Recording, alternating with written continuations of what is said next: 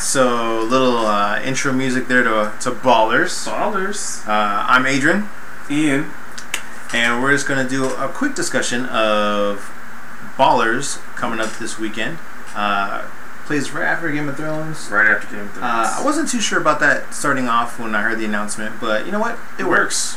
It works. It kind of like, it's like cool down from Game of Thrones, because Game of Thrones is really intense.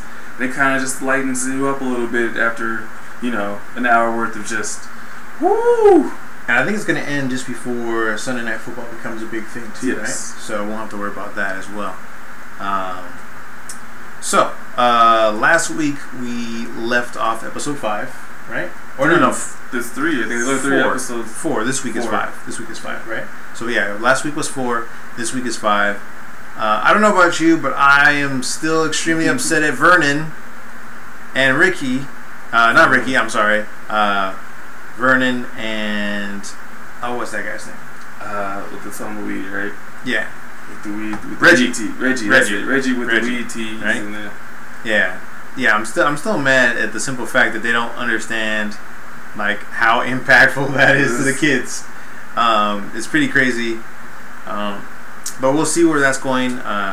We finally get the big reveal that apparently the league is against Spencer trying to bring a team to Vegas. Yes. And we're kind of seeing where Spencer is calling in all of his previous ties and favors, into this. And he wants a team in Vegas. But from the trailer, it doesn't look like it's going to go the way he wants it to, right? It feels like he's going to get screwed somewhere in the deal. So it's kind of interesting. We're seeing this progression of his character, right? He was kind of still very party, still very gun-ho. And then now we're seeing him kind of step into the mature role where he's actually trying to do things. Yes. And take care of the players. And then we have Ricky, who's clearly going through something. Like, I don't know if he has one too many hits to the head or something, but he's forgetting things. Yeah. He's in someone's house. Someone else's house. He's in someone. He basically got the wrong house because he didn't know his own house. Maybe because he never drives there, or his boys always drive him, or something. I didn't notice it. I want to say it's episode 2 where he very first mentioned that he's like forgetting something, or I just kind of blew it off because it wasn't that big of a deal. But then when he clearly is like, "Oh, did I send these roses?" And he forgets that, or forgets the date where he meets the girl, and all kinds of other stuff. That is like he's. Something weird is happening there, so I'm kind of interested to see where... Now he's in trouble because he punched out a kid in his own house. Yes, so, and then he claims that Spencer doesn't have his interest at heart. Yes. And it's just about the money, which he actually still owes Ricky. He still owes him. And Vernon. And then he also lost a whole bunch of money in Vegas. Yes. Gambling. Exactly. $1 million. Holla. On a roll. So, yeah. I don't have any Ballers Pops in case someone was looking to see if I had one. No. I don't think they've made any. I don't make custom ones. So I do have a Rock one at home. Rock is quite awesome. Even though he did just basically now cover up his Brahma Bull tattoo. You know what? Okay, do we think that they filmed this season before he got that tattoo? Yeah, he just... So we probably won't see that until... So you won't see his new tattoo. Maybe next season. He basically got a like half sleeve over his old Brahma Bull tattoo, which was a small one. If people watched Rock and followed him, knows that he was known for the bull that he had there. Team Taurus.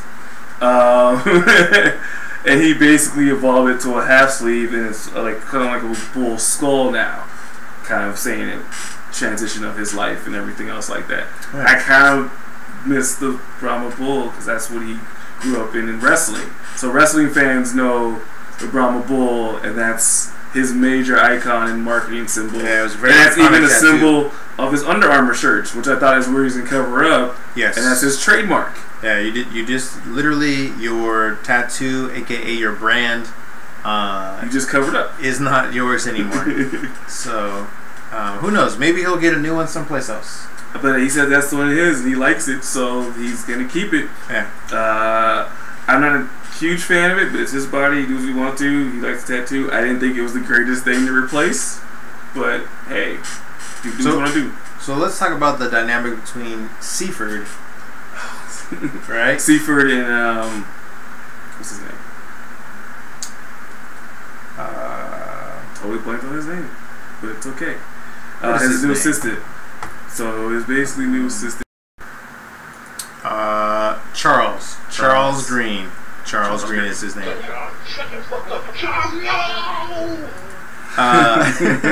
Yeah, Charles Green and Seaford. Now their dynamic is kind of getting crazy. Yeah, so there's a ton of animosity. I'm really not quite sure where. I think it feels like Seaford thinks that Charles can do his job better.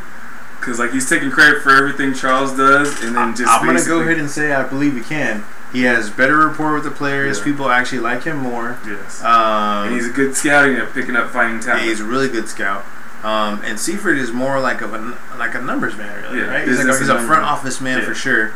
And he wants to take credit for everything. So he seems to kind of be a slimy businessman that we are seeing quite often in Ballers. It's coming out even more. Yeah. He's like, well, you will take the fall for this. Where he basically blew out the dry in that press conference, like, here, just say this, but no actual direction. Yeah, no training, nothing. Just get out there, be a patsy, pretty much. Yes, right? The fall guy for what's going on. And luckily, the coach came out and saved him a little bit during that. Exactly. He totally saved his butt.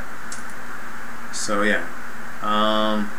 Any other maybe kind of ideas or things you want to see maybe happen in this upcoming episode?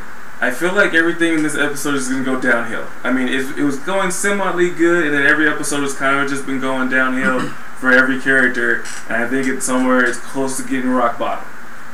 Yeah, the drama is definitely... No pun intended for your wrestling fans out there, since that's The Rock's finishing maneuver is the rock bottom. So, you know, if you don't know, that's why I said it. Yeah, I will definitely say the drama build in every episode is increasing, right? The stakes are clearly getting higher with each episode. The trailer shows that no one is down to put any money on this huge deal. And he did make that promise to Tim Brown to bring him 300,000 cash. 300 million cash. 300 million. Cash. Cash money? Cash money. I mean, Spencer had a hard time getting 5. He had to borrow it, so I don't know how he's gonna get 300 million. So just times that by 60 million. Yeah, 60 million. So yeah, a lot of money. Yeah. So that's all for Ballers this week, and we'll see you guys next week. Peace.